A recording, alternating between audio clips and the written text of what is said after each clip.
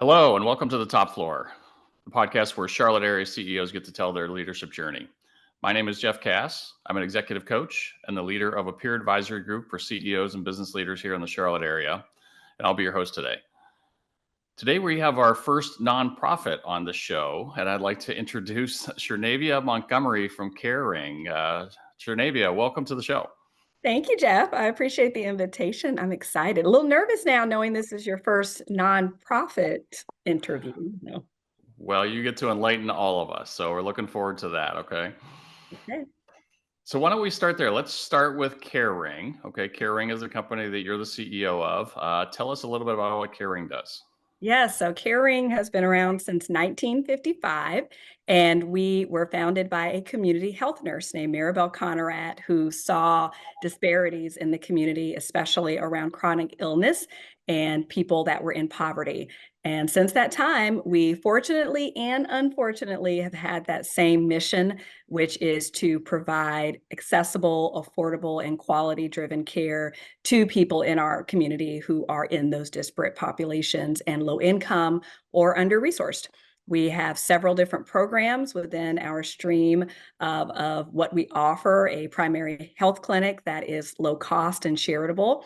We have a community-based program where we're going out into different neighborhoods of need with a multidisciplinary team that's in partnership with Novant Health and other organizations that are grassroots driven.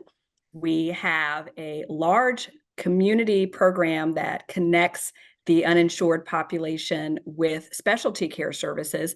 Much of those services are donated to us by Atrium Health and other private organizations like Ortho Carolina and Charlotte Eye, Ear, Nose, and Throat and Charlotte Radiology, just to name a few.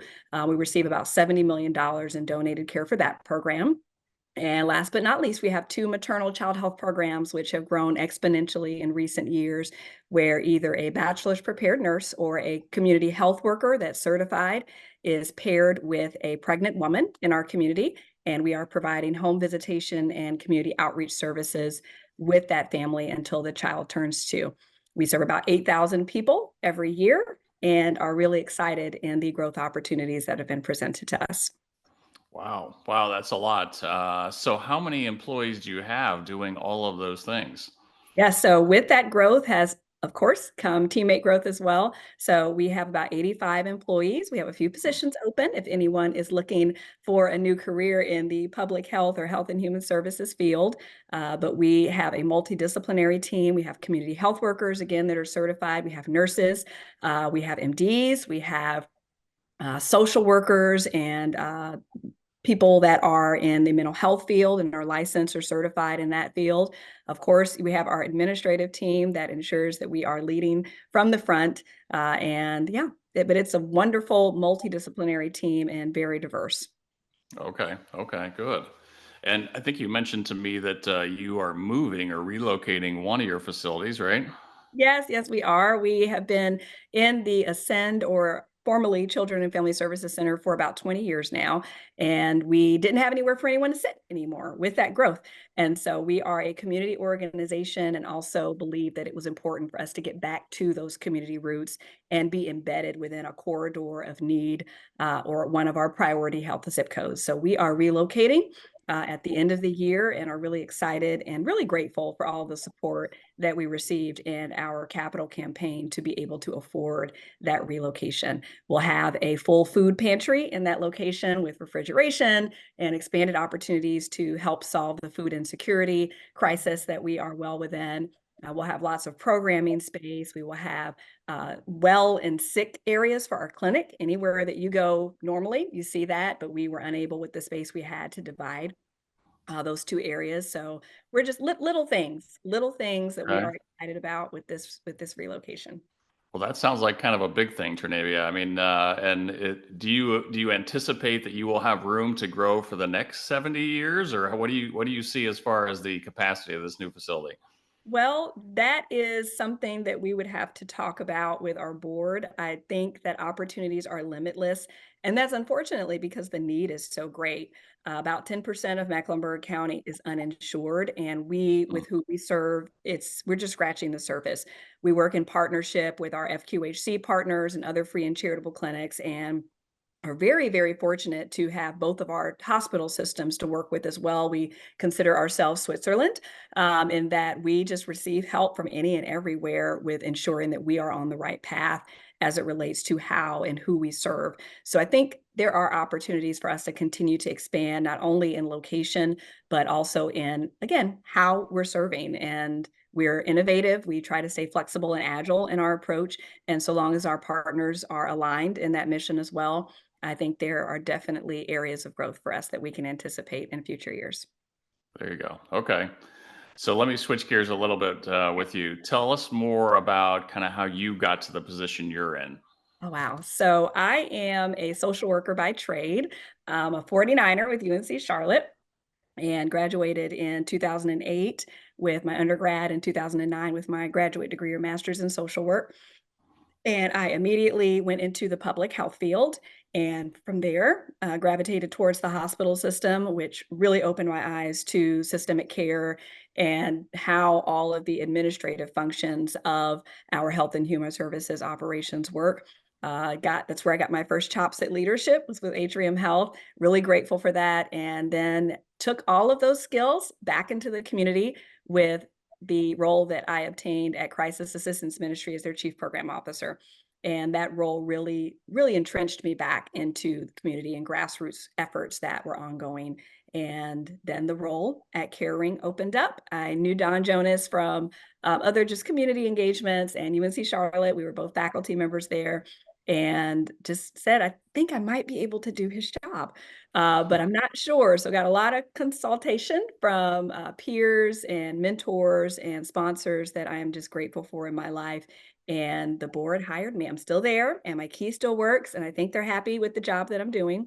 But all of this came about because I was introduced to a social worker in my teens. I was a teen parent at the Mm, age of 14, and that social worker sat on my couch and really just gave me hope. And I had not had that sort of experience before with a trusted adult. And I didn't know at the time that she was a social worker. I just knew it was a lady that was coming to my house and sitting with me on my couch and that was encouraging me and telling me I was a good mom and giving me resources and really helping to steer me in a direction where I could foresee the future again, right? If you aren't experiencing it, it's hard to see. But mm. we'll come back to that Maya Angelou quote, it's not what you said or what you did, it's really how you made people feel. And that feeling that she gave me, I never forgot. So as I looked for career opportunities, social work gravitated to me. So now in an administrative profession, I feel I still bring those skills and those tools with me that have helped me to be the leader that I hope I am reflecting to be with those that I'm able to serve. Wow, that's a good story. She must have motivated you significantly, I would say. You did, certainly. She, okay. Okay. So talk a little bit about maybe your view then of the world at that time. Did you ever see yourself becoming a CEO? I did not. When I was very, very young, I wanted to be a pediatrician. So I think I've Mm, always wanted to help people in some way, shape, form, or fashion, but didn't really know what was available to me. I think it is critical that youth are able to be exposed to different professions and have opportunities to intern or to just observe or talk to people in different professions. I'm always happy when I see programs like that that are extended to children, but I couldn't see it. So my path was a result of experiences that I was having just in learning and growing and having to adult at a very early age and having a mm, child. But I did not see that for myself as I continued in my career path, others began to definitely sow into me and help me see different opportunities that might be available and bring out some of those innate skills that I have. And then pair that with things that you learn from books and from teachings and observing others, then that I think has helped me to become a more holistic leader. okay. Okay. So maybe talk about your leadership style that you've developed over time. I mean, I'm sure you have some good stories for us there. Oh, I do. I do. So I've got a blend. I think it's very situational how I lead. I try to be flexible. Of course, there's some decisions and things that I have to independently own, and any errors in the organization, I'm going to eat that, right? I am not Hmm. going to blame others because I am the leader of this organization. But I'd say overall, my style is very transactional, very transformational. I believe in participatory leadership and to delegate where people have strengths. I really want people to have joy in the work that they do every day. So having those conversations with leaders early on, what brings you joy, what delights you, and what is something that doesn't motivate you or that you drag your feet around or maybe delay or postpone doing because it is such a drag. And we Hmm. figure out because there's usually somebody else that likes that task. So we're just kind of have a blend and a mix. I have an outstanding senior leadership team that works incredibly well together. They support one another, they lean on each other, and they definitely communicate well. And I think that allows me to do the job that I do each and every day, and that I know that they're holding the fort down back at home while I'm out fundraising and talking to stakeholders and having some of those other level conversations.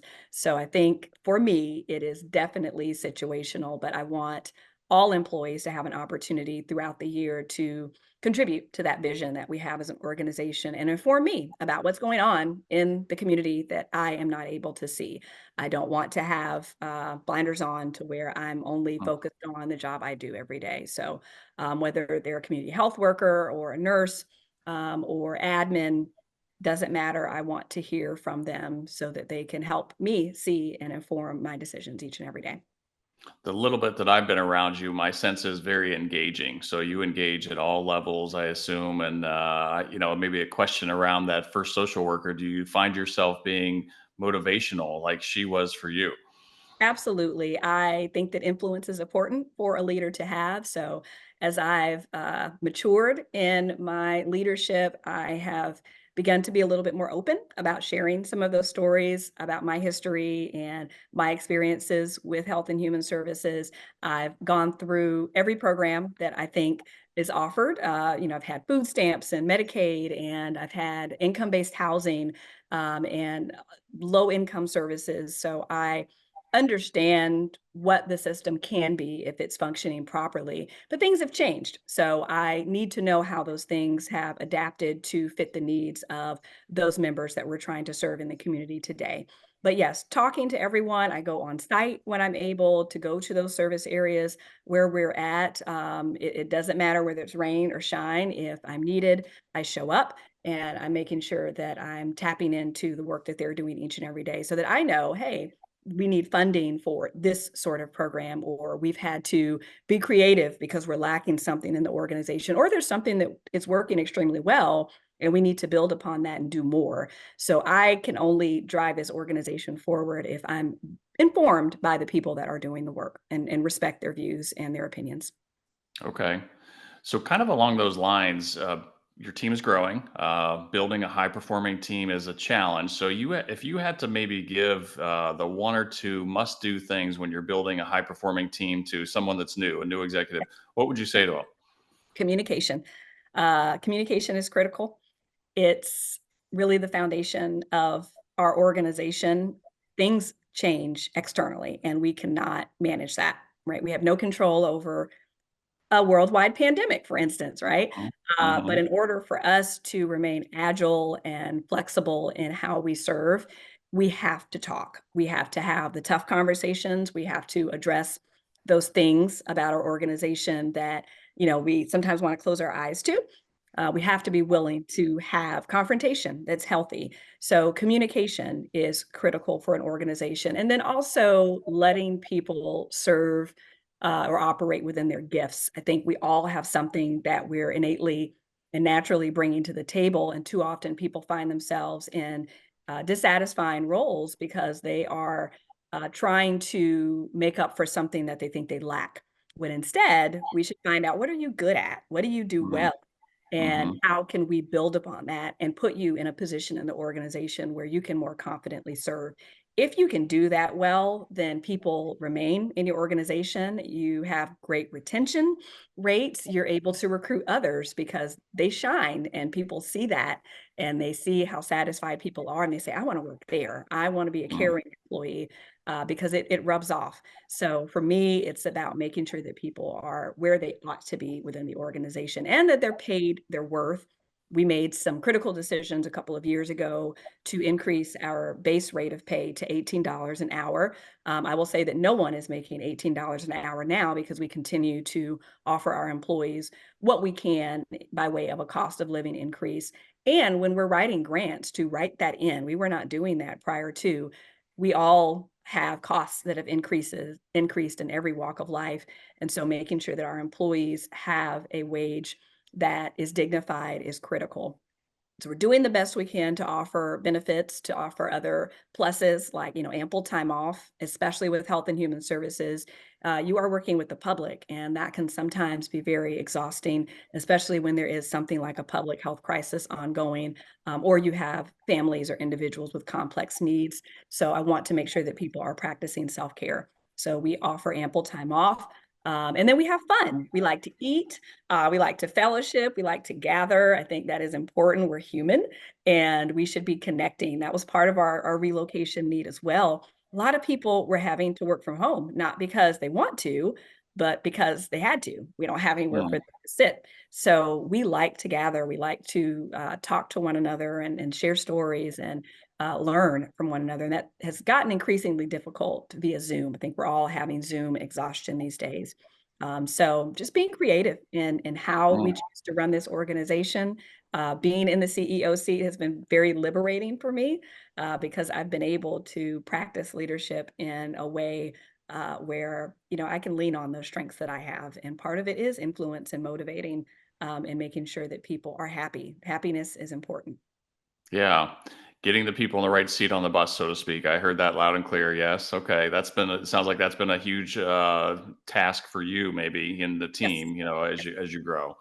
Yes. Now, you said one other thing there. You said we love to eat, and that came out first before you said we wanted to gather. So it sounds like when you gather, you must eat something. Is that right? Is that Yes. usually the way things are set Yes. up? Absolutely. With that diversity that we have, we try to invite different members of our team to share different things or aspects of their culture that they're proud of or that they want to share with others. And food is very important. It is, Mhm. number one, we know that there are many families that have scarcity. But there is beauty in eating and fellowshipping. And when you can do that together, people tend to relax, they tend to smile. They're Mm. enjoying themselves. There's something that goes off in the brain, right? You get your oxytocin and your serotonin moving, and there's just something to it. So I think having some of those unorthodox practices where we have meetings and we have to have strategies that we have to discuss and outcomes and quality metrics. All those things have to happen, right? We want a quality driven organization, but we also need to be able to just exhale and breathe and just take a load off sometimes. And so, with Mhm. a meeting, having a meal, or having intentional times where we are not doing work on purpose because we want to care for the soul of the person that is doing the work.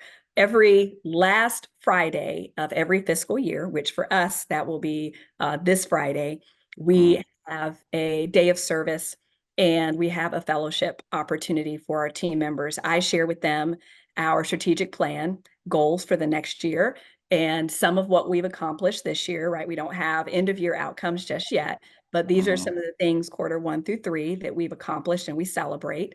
We eat and we talk about what's next. And then for the next half of the day, we go and volunteer with other organizations that are our peers in the community.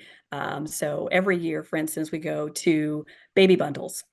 Baby Mm. Bundle is a wonderful organization that gives us these really neat green bags that have diapers and clothing and uh, small toys that are developmentally appropriate for infants, a little gift for mom that just says welcome to the world.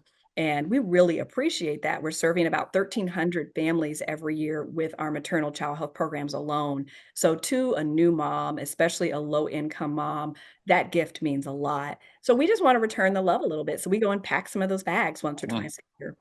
So it's a day okay. of service, fellowshipping, talking about what we've accomplished, and then what we're going to strive to do forward. That's a good day, but it always comes with food. That's important. Okay. Okay. I could see that. I like to eat personally, so I'm with you. You should join us. I welcome you to join us. I'll send out an invitation. We welcome it. So this Friday, so how many people will you have there? The whole organization. And Oh, then we invite some of our friends from some of our funding organizations or some of our stakeholders, other partners that work alongside us in the community. I know our friends with LISC will be there, LISC Charlotte, so Ralphine Caldwell and Heba Salah. They are wonderful partners for us. Our public health department, they just come. We've had some of our elected officials join us for that oh, meeting and just come in and celebrate. We don't do anything alone. We are traveling on this road together to serve members of the public, and it is a shared journey that we want the members of our community to embark on with us. So just coming about to say, hey, we did this, not I, mm, Tchernavia, but we did this, every member of the organization, and to just cheer them on. They've done incredible work and under some really difficult circumstances many times. And we're a nonprofit, so we're not swimming in dollars. I'm mm. always trying to chase more, but we do what we can with what we have. And I appreciate their innovation that they demonstrate throughout the year. So want to get together and say brava or bravo to those employees and help hopefully inspire them for the year forward. Yeah. Sounds like it's gonna be a great day. Seems like you're excited about it. I can tell I already. am. I am.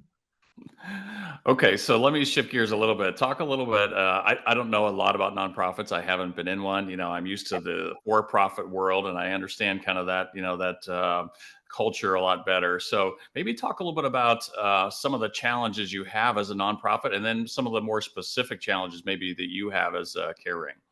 Yeah, so say funding is always a challenge. You want to meet budget, just like with any for-profit organization, and be accountable for what you spend.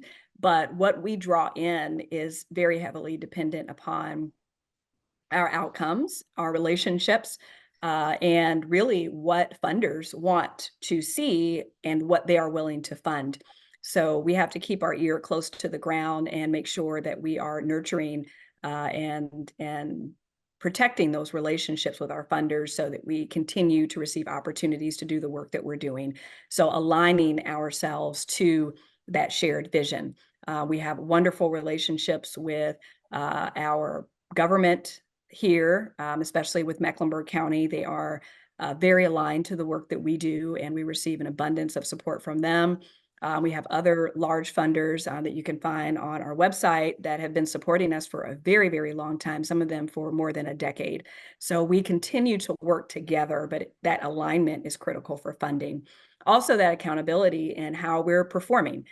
That's something, again, that I picked up at Atrium about making sure that we're tracking our outcomes in a meaningful way and then sharing the impacts that we've made in the community so that we can demonstrate our value. But funding is difficult. We want to tap into individual wealth more so than we have in previous years, but that requires time and effort and introductions. I am not able to get into every room. So our board members and others that are are part of the caring family, I depend heavily on them for helping to open those doors for those conversations. So funding is always a challenge. I can never sit down or rest around that. I'd say the second challenge is being able to retain staff with what we're able to pay. We have a program called Nurse Family Partnership, and it has been with us since 2008. It's a wonderful program with just really amazing outcomes for healthy birth weights, for full gestation pregnancies that are superseding a lot of other programs within our state and in the country. It's an evidence-based program, but you're asking a bachelor's prepared nurse to make significantly less than they would make if they did work for a hospital system. So I really applaud and am grateful for those nurses that stay with us and that really find it in their hearts to have compassion for what we're able to offer them. But it's always a challenge. You're literally asking for someone to make less money that they need for their family.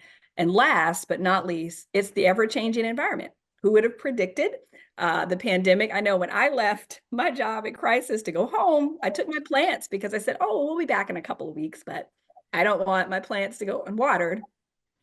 Look at where we landed, right? Years where we were trying to manage and drive around this pandemic. So our organization, we never closed, not one day during the Mm. pandemic. We were critical, especially for essential workers and those that were unable to obtain health services and were unfortunately in really dire situations, being exposed more so than others. They didn't have a lot of those resources or protective factors that you or I may have had. So we needed to stay open, and we did. And I'm proud of us for doing that. But that makes it very difficult to navigate during a pandemic. We're, again, a nonprofit. We're not set up to pivot in that way, but we learned how. We were very creative in our approach and how we chose to serve our families. And I'm really proud of the work that we did. But that's an external environment that we cannot control. Yeah, that's right. You can't control it. You just got to deal with it. I think, having a team that's adaptable, that's important. I was just talking to somebody today about, leading through the pandemic. I mean, it was a challenge, but, as Yes. I think about it, maybe you can just comment on this. Um, it kind of taught us in some ways to be more adaptable. And I Yes. think the view Yes. of the world afterwards and the view of the business was different because, okay, well, just because we, we're doing, business a certain way prior to the pandemic, we found a lot of different ways that we could do things. Why can't we continue that? Why can't we Yes. continue that improvement? Do you feel Yes. that, or can you maybe comment on that? Yes, absolutely. I totally agree. One example that I can give is that prior to the pandemic, if I had my phone and I wanted a virtual visit, I could. I was using virtual visits for health services for years. I think it's wonderful that's available. My kids love it. They think they're Mm, FaceTiming with the doctor. And it's really cool. But families that were in poverty or low income, that was not something that was as easily accessible for them. But during the pandemic, it became a necessity. So we had to address the digital divide that existed for families that are in poverty. Not everyone has internet in their home. And if they do have it, is it fit for something like a virtual visit, or what kind of phone do you have? So we definitely had to address issues of resources that were in our community and those that were lacking in order for people to sustain and maintain their households during the pandemic. So we started telehealth services, and mm. our patients really adapted to it, and they did great. And they had wonderful reflections and satisfaction. We put out surveys. How is this working for you? We don't want to be implementing something that isn't conducive to your needs, but they were grateful. We got really good feedback on it, and we continue to use it. It's a lower cost visit. And sometimes it's easier for them. If you work at Bojangles and you've got, a 30-minute break, you don't have time to go to the doctor's office and come back, especially if you take the bus. Sometimes it may take people 4 or 5 bus rides or trips to get to their destination. We have a very, very large county, and although our transportation system is improving, it is still difficult to navigate. So you can sit in your car and do a virtual visit or go to a break room, or if you need to, put headphones on and be in the lobby so that we can talk about, we see your glucose or your insulin's up. Or you are complaining of symptoms that may indicate you need to come in for a visit. How can we work that through? And then food insecurity, so finding creative ways to get people food. Uber Health, they were doing food deliveries during the pandemic, and so we were able to get groceries to people that weren't able to take the bus or go and get food. We just had to be creative with how we Mhm. served. That's important, but you're right. We had to address the disparities that existed with those that are in poverty. It just illuminated a lot and opened the eyes, I think, of the general public as to some of the strains that are both contemporary and historical for members of our community that are a part of those populations. I never did a doctor's visit until the pandemic. It was very convenient, because the same thing. I mean, you have to take time off. Yeah. I think, a lot of us, we spent a little bit of time on video, but generally speaking, it wasn't what we did. Now it's a way of life. It's a way to, Yes. Yeah. help with the folks that are all virtual. Because there's a lot. I talked to one CEO that is 100% virtual with his business. They live by video, right? They live by being, attached virtually. Agreed. Yeah, so a lot has changed, and in some ways, I wouldn't want to go back to the pandemic. I wouldn't want to lead through that No. again, but happy for some of the changes that have happened, since then. So yeah. Agreed. So I hear, some of the things that you say you do. Fundraising is a key part of what you do. It sounds like. Yes. So talk a little bit about what you enjoy most about being a CEO. Oh gosh, I love leading people. I love inspiring and driving our organization towards what I believe is a shared vision. Again, I don't do anything alone. I think that's just my social worker nature to have others that are alongside me in that path. But I love leading people. I just love people. Period. I'm an Mm, extrovert. If you can't tell, I do not yes. meet any strangers. And so that's important for me to be able to lead people.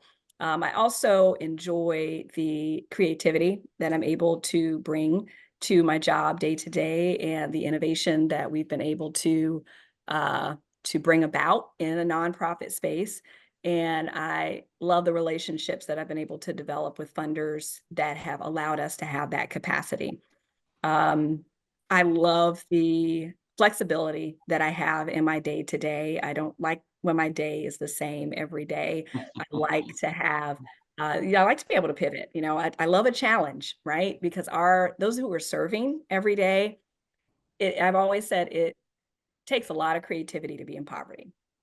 It does. Hmm. You have to make things work out of nothing sometimes, and so I think that is just in my nature to do that, and I find joy this time around with having to be creative, not out of necessity, but out of choice, and Mm, I think that helps to make me a little bit different of a leader. I don't do things by the book.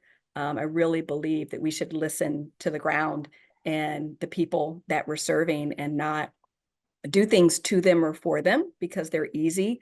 It's harder to do things with people sometimes. But in time, mhm, once you build that trust and you're able to overcome some of those barriers, then it does get easy because people are willingly receiving your services. They want them, they are attracted to them because you are bringing things to them that are respectful and dignified and in a way that's culturally appropriate. And then you get great outcomes. When people are engaged, the work gets easy because then mhm. everyone's working along in the same grain. So I enjoy all of those things about my job, and I'm just eternally grateful for my board for trusting me to be in this role. Okay. Yeah, no doubt. No doubt. I feel a lot of energy, every time we talk. So that's good. Now, you have a passion for the business, it sounds like, and for many of the things that you're doing, and I remember my time as a leader, and I'm sure a lot of your folks as well. I mean, maintaining some kind of balance with your life and work is a bit of a Yes, challenge. Can you yes. maybe talk about that? How do you deal with that? Yeah, so I am finding joy in new things. I went through a great program, the American Leadership Forum with the Lee Institute back in 2019 and 2020. And there was an outward bound component of that program. And I was very frightened at thinking about what outward bound and is that going to work? I love gardening. I love being, I'm a Southern girl, born in Mobile, Alabama. So, I love the earth. However, being in an outward bound program, that's a different sort of situation. But I found out I love hiking. I didn't know I would. So when I can, I love hiking. I love to take naps. There's a great book that talks about nap ministries. Napping can be a ministry. So I Mm, love a good nap. I love cooking. I that is cooking and music are my other love languages. If I love you, I cook for you.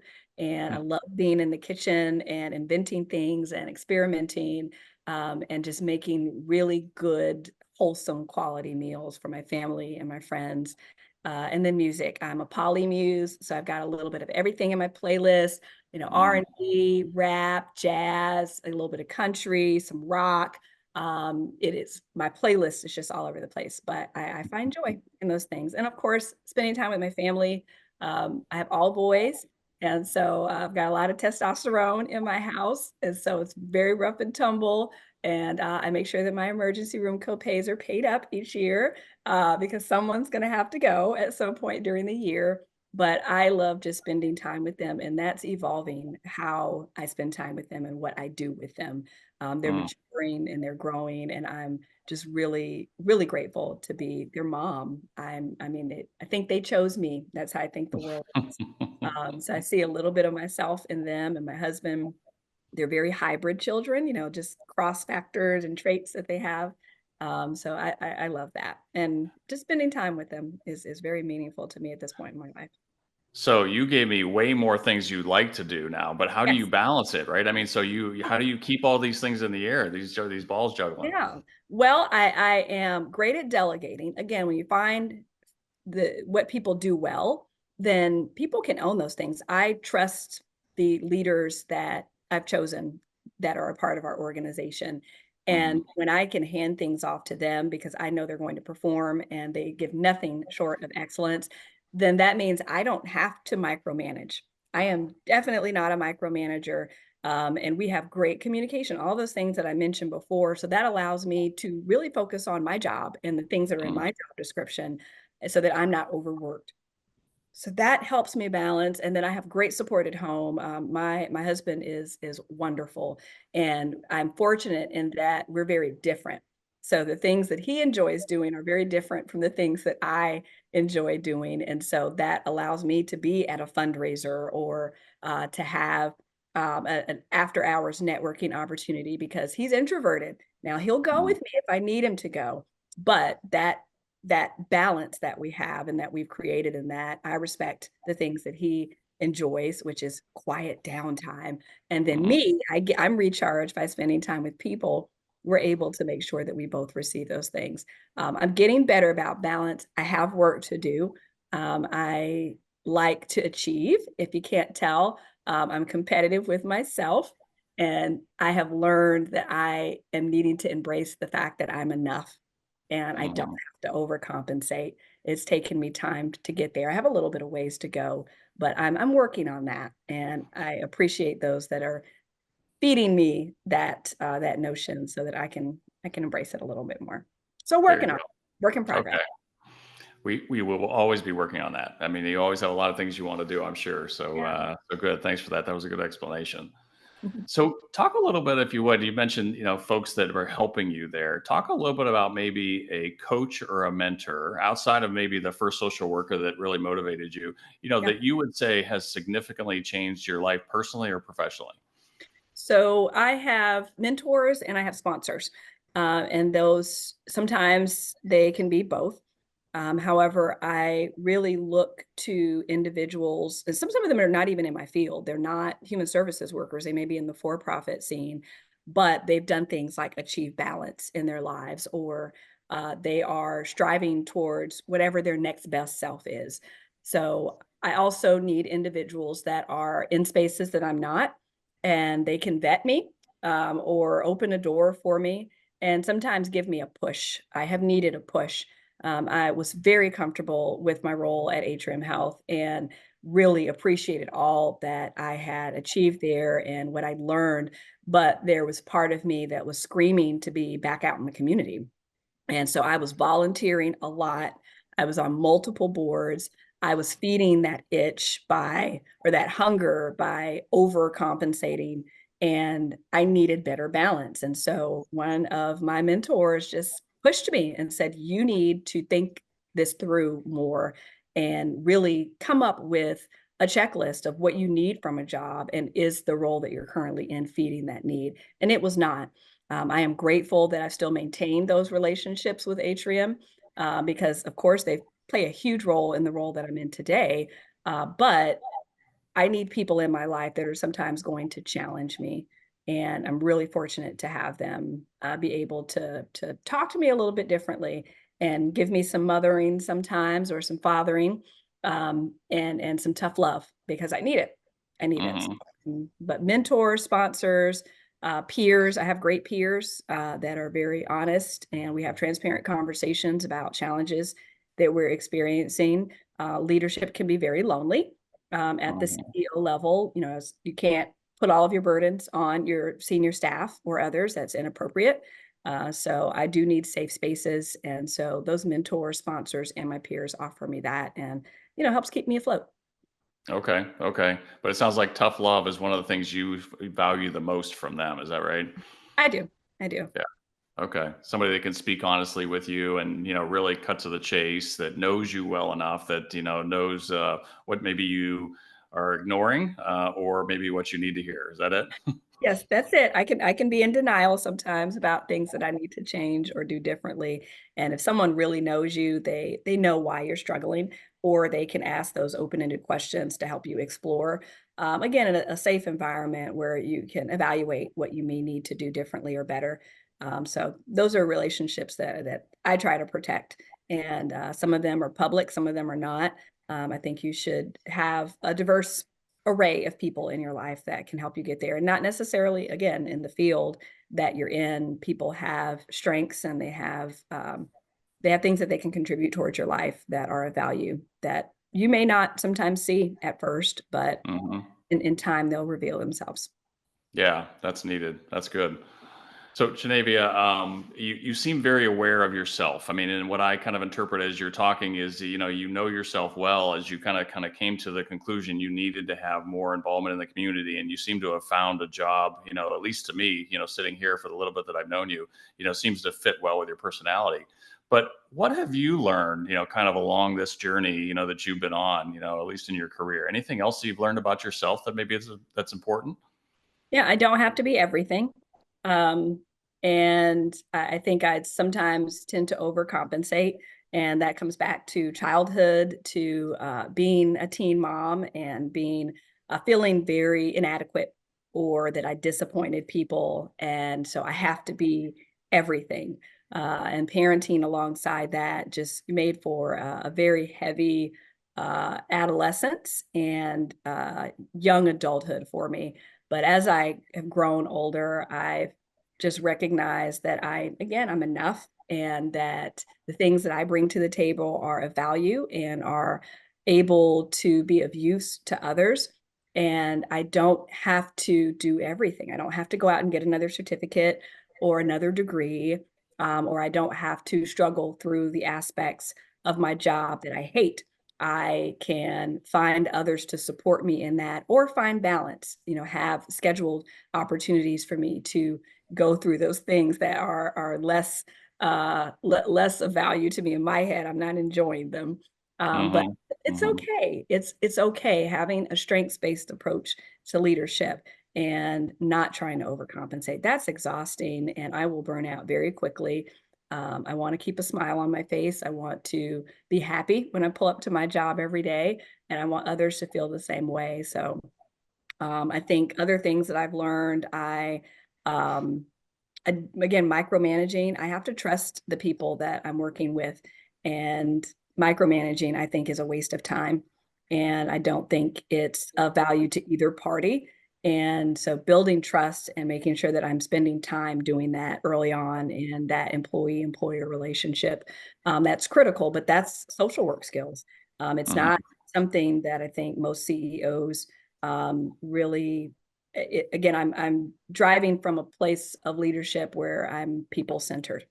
The metrics are important, but those things will come about if you have people that are in those roles that are happy and that find joy in their work.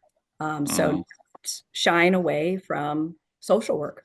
It's made me a better leader. I think it's a non-traditional background for any CEO to have, but I think it's really added value into how I lead. So not feeling like I have to lead like other people lead. I struggle with Hmm. that in early leadership, wanting to be like someone else, or being pushed towards doing that. And I've just said no in recent years and led in a way that's comfortable for me. But took a little bit of courage, and it was very risky, but I think it's paying off. Yeah, if you're always chasing something else, that you have to do or improve, that's tough. I mean, imagine that's, you never are satisfied. Being comfortable in your own skin and your Yes. own style. I was talking to somebody about that on Friday. I had an interview with somebody Friday, and we were talking a lot about that because he was saying, I'm not I'm the most even keel person you're going to meet. I am not, going to be outward energy for the organization. You might be that. I mean, yeah, I can sense that potentially, but it wasn't going to be him. But I think that's, being comfortable with your own skin, I think, and your own style is what you're saying. That's what you've come to. Absolutely. And skin is important too. I mean, I don't look like most CEOs either. I'm very short. I've been told I look taller on camera. But I'm all of 5 feet tall. I am a Black woman, and nationally, less than 5% of CEOs in the nonprofit field are Black women.